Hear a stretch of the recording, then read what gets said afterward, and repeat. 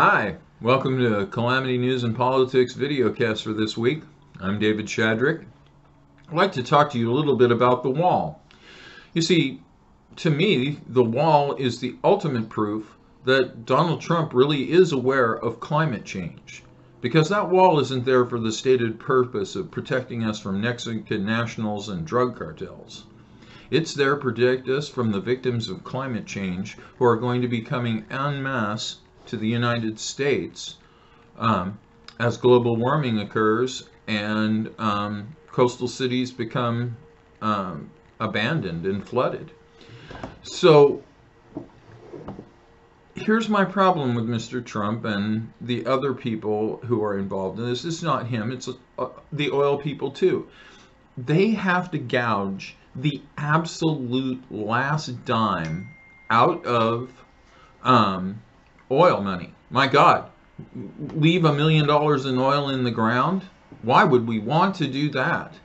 Despite the fact it's going to destroy the planet or cause any, number of other problems, they want to sell.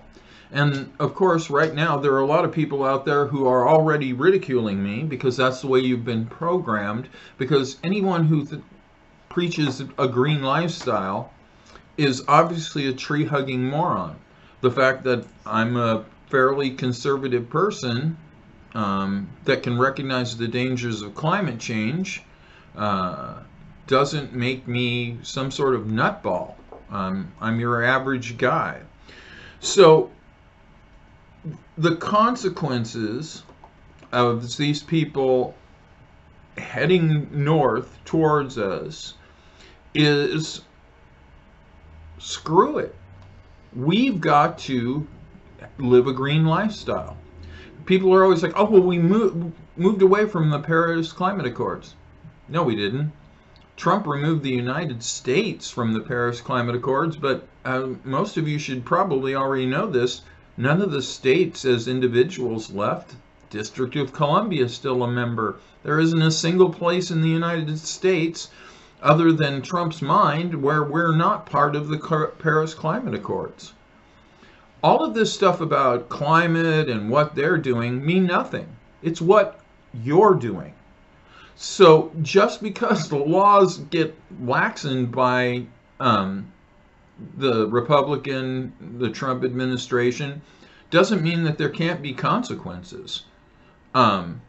If they're still lax and they continue to break rules that used to be in place but Trump removed, you can still point that out and say, these old environmental standards, they're my minimum to do business with me. So if you can't meet them, I'm not going to do business with you.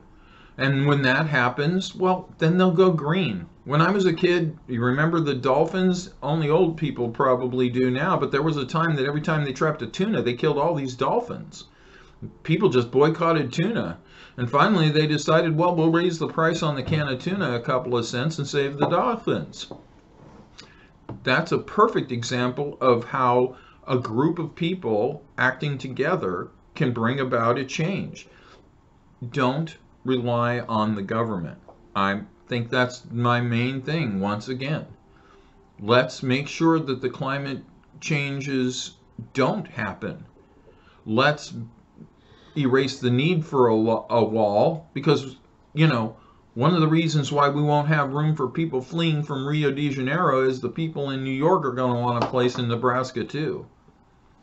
So again, I can't stress how important the environment is, and the conservatives are well aware, but they're choosing to do it the tough way, the mean way. Let's not give them the last dime out of the oil bucket. Let's make them conform to green policies now. You have a great day, and I'll see you next week.